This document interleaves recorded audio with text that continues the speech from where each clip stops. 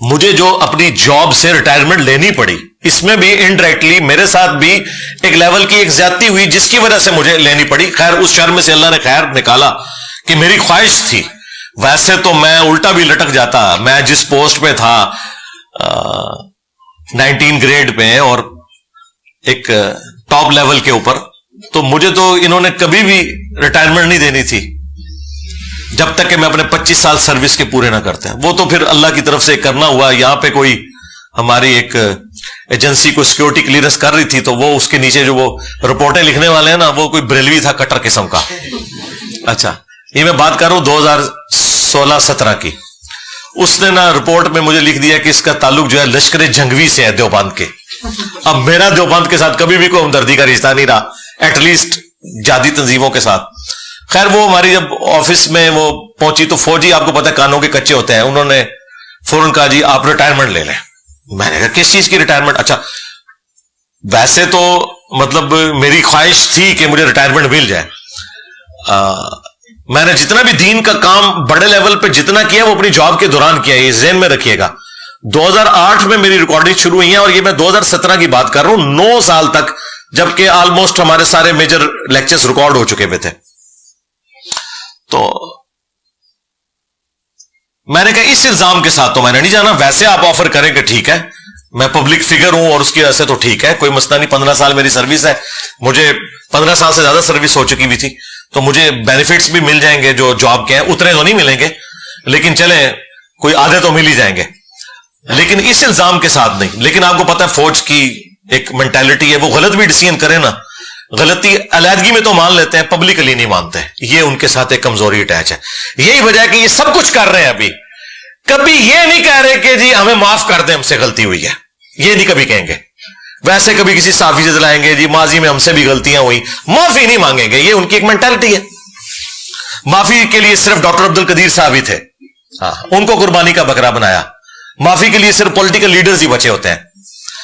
یہ میں ساری باتیں آپ کو اس لیے بتا رہا ہوں کہ میرے بارے میں میرے جینز کے اندر موجود ہے کہ یہ اپنے مخالفین کے ساتھ کیا کرتے ہیں. لہٰذا میرے بارے میں تو آپ بھول جائیں, جس طرح آپ یہ بھول جائیں نا کہ میں توحید کے معاملے میں بالکل ننگی تلوار ہوں, اس معاملے میں بھی میں بالکل ننگی تلوار ہوں. مجھے پتا ہے کہ یہ کیا کرتے ہیں. ہمیں کوئی پی ٹی آئی والا یا نون لیگ والا جو ہے نا وہ آئین کا درس نہ دے اور یا ہمیں وہ اینٹی اسٹیبلشمنٹ بیانیہ نہ بتائے, ہمیں آپ سے زیادہ پتا ہے. ٹھیک ہے, تو بہرحال اس وقت جب یہ معاملات چلے تو میں سیدھا پھر اسلام آباد ہائی کورٹ میں نے کیس کر دیا اپنے ادارے کے خلاف.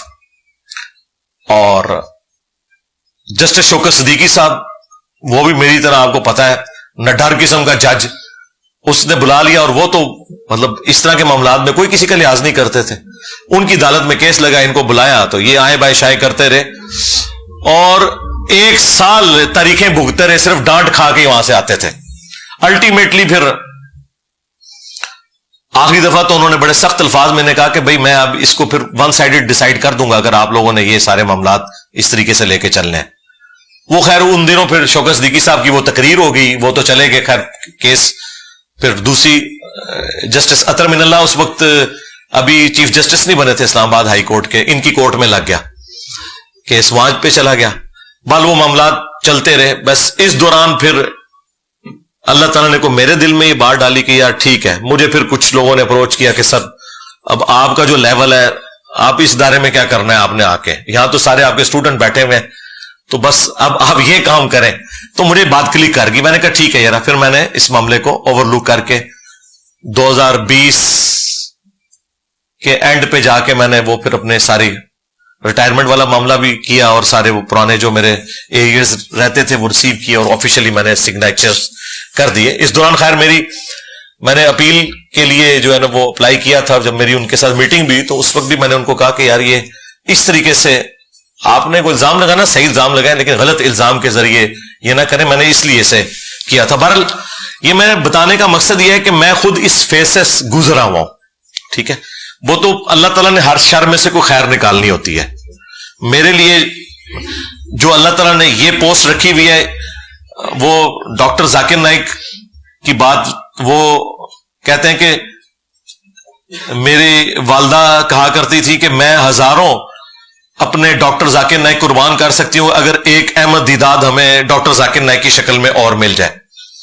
تو ڈاکٹرز تو بہت ہوں گے لیکن ڈاکٹر ذاکر نائک تو ڈاکٹر ذاکر نائک ہے. کنگ ایڈورڈ میڈیکل کالج نے کئی MBBS ڈاکٹرز پروڈیوس کیے ہیں لیکن ڈاکٹر اسرار تو پھر ڈاکٹر اسرار ہے. ٹھیک ہے, تو اس لیے میں نے جب دیکھا میں نے کہا یار میکینیکل انجینئر دنیا میں اور بھی کہیں ہیں, ٹامی نسجی میں ہائر پوسٹ میں ہے, لیکن یہ اس وقت جو اللہ تعالیٰ نے یہ اس کام کے لیے مجھے چن لیا, اور ظاہر ہے کہ اللہ تعالیٰ ہی کسی کے دل میں بات ڈالتا ہے, اس کو صلاحیتیں دیتا ہے غیر معمولی حالات و واقعات میں. تو میں نے پھر اس کام کو پورے پیشن کے ساتھ الحمدللہ لے کے چلوں. اور آپ دیکھ لیں 2017 میں ہمارے 1 لاکھ سبسکرائبرز تھے پورے 10 سالوں کے اندر, اور پھر چند سالوں کے اندر اب آپ دیکھ لیں سبسکرائبرز کو تو خیر سیکنڈری حیثیت حاصل ہے, اگرچہ وہ 2.5 ملین سے زیادہ ہے, لیکن اصل چیز ویورشپ ہے. آج آپ دنیا میں ریلیجن پہ بات کریں تو آپ کو پتا چل جائے گا کہ وہ فرقے جن کی تعداد کروڑوں میں ہے, وہ مولوی جن کے پیچھے کروڑوں اس فرقے کے لوگ کھڑے ہیں, ان کو کتنی دنیا سنتی ہے دین کے لیے, اور ہمارے پلیٹ فارم کو کتنی دنیا سنتی ہے دین کے لیے, یہ آپ کے سامنے ہے. دیکھیں تبلیغی جماعت نے یا دعوت اسلامی نے اگر ترقی کی ہے نا تو ایک فرقے سے انہوں نے جنم لیا ہے جن کے کروڑوں ماننے والے تھے, اور میں سارے پوڑ کے رہا دیتا ہے. دیکھیں نا یہ ہونا کہ یعنی ایک بندہ بریلویت سے اٹھے تو ظاہر ہے کروڑوں بریلوی موجود ہیں, چند اس کے ساتھ لگ جائیں گے, اور پھر سارے محاذوں پہ بیک وقت جنگ لڑ کے, اور پھر اللہ تعالیٰ کی یہ نصرت کہ سچائی کی طاقت ہے کہ باقی لوگ تو اپنے فرقوں کی دعوت کو لے کے چلے, جہاں کروڑوں لوگ ساتھ موجود تھے وہ سارے فیل ہو گئے, اور جو سارے فرقوں سے ٹکر لے کر کھڑا ہوا اللہ اور اس کے محبوب علیہ السلام کی فیور کے اندر, جس کے ساتھ کوئی بھی نہیں تھا, اور اللہ تعالیٰ نے اس کی آواز کو اس طرح پوری دنیا میں پہنچایا, پورا پیراڈائم شفٹ ہو گیا. لوگ اکثر کہتے ہیں انجینئر صاحب کو اسٹوڈنٹ تیار کریں اپنے بعد, میں نے کہا اپنے بعد کیا, اپنے بعد کا بھی کام میں نے اپنی زندگی میں اللہ نے مجھ سے لے لیا. یعنی ہم کوئی بھی اگر ایک اسکول آف تھاٹ کہہ لیں یا کوئی تحریک یا کوئی بھی ایسی چیز کوئی بھی لانچ کرتا ہے, وہ کس لیے ہوتی ہے تاکہ ریفارم کی جائے. تو اس پلیٹ فارم کی برکت سے تو پوری نیشن ہی, پوری مسلمان قوم ریفارم ہو گئی ہے. وہ کہتی ہے کہ بھائی ہمیں بتانا ہے قرآن و سنت میں کیا لکھا ہے, لے جاؤ بابے سائڈ پہ. تو یہ سب سے بڑی چینج ہے.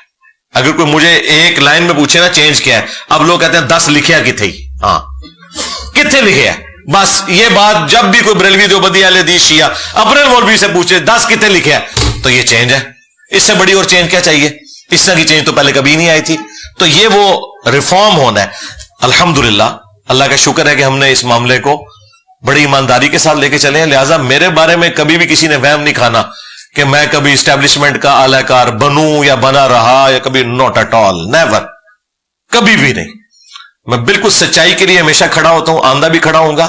آپ دیکھیں لوگ تو رالیں لوگوں کی ٹپکری ہوتی ہیں.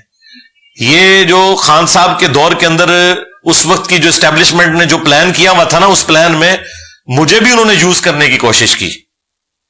میرے پاس بندے بھیجے کہ آپ کو وزارت مذہبی عبور دیں گے, آپ کی لائف کو تھریٹ ہے, آپ وہاں شفٹ ہو جائیں. میں نے کہا بھائی میں آپ کو اسسٹ ضرور کروں گا, میں سسٹم کا حصہ نہیں بن سکتا, کسی مولوی کو ہی ڈھونڈے. ہاں میں آپ کو پورا کورس بنا کے دے سکتا ہوں کہ اس طریقے سے معاملات کو لے کے چلنا ہے, لیکن اگر آپ یہ کہیں نہیں.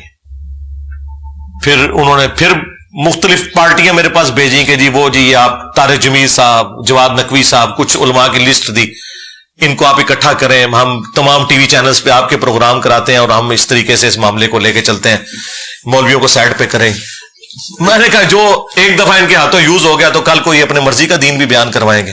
میں نے کہا بھائی ہماری معذرت قبول کریں, البتہ آپ دین کی ہیلپ کے طور پہ ہم سے جب بھی کوئی چیز پوچھیں گے وہ ہم ضرور بتائیں گے, آپ کے لیے ہم کام نہیں بھائی کر سکتے, سیدھی سی بات ہے.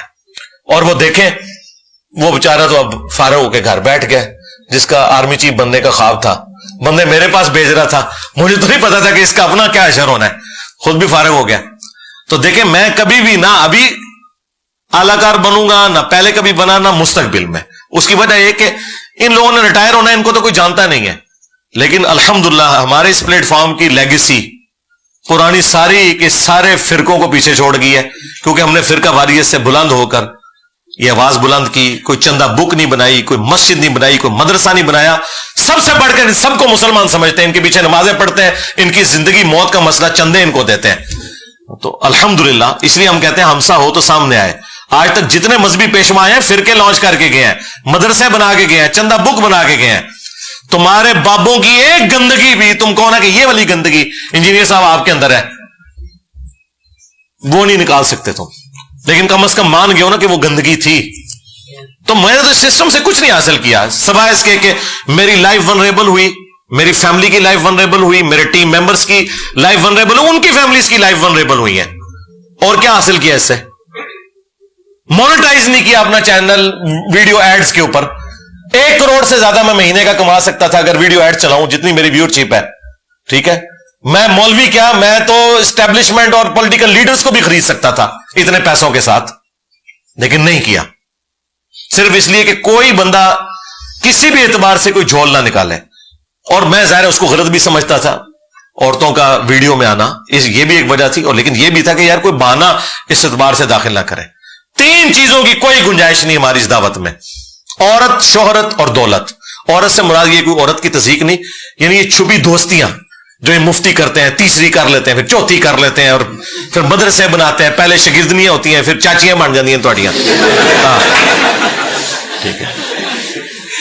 اس کے بعد شہرت کے شوق ہے جناب جا کے بڑے بڑے جلسوں سے خطاب کرنے کا, مسجدوں میں کھڑے ہو کے فورن ٹور لگانے کا. نہیں, نیور, کہیں نہیں گیا. جو آتا ہے ادھر آئے گا بھائی. وہ اکثر ہمارے یہاں پہ اکیڈمی میں فون آتا ہے نا, لاہور سے لوگ آتے ہیں, پنڈی سے, اسلام آباد سے. میں نے کہا دیکھ لو, پہلے جیلم سے لوگ داتا دربار جاتے تھے, اب داتا دربار والے جیلم شریف آتے ہیں. یہ فرق ہے, یہ فرق ہے. کیونکہ باباؤں کے بابا, وہ اس لیے کہ ہماری نسبت بہت اونچی ہے. الحمدللہ میرے نبی سا ہے ہی کوئی نہیں, تیرے بابے تھے شاہ ہی کوئی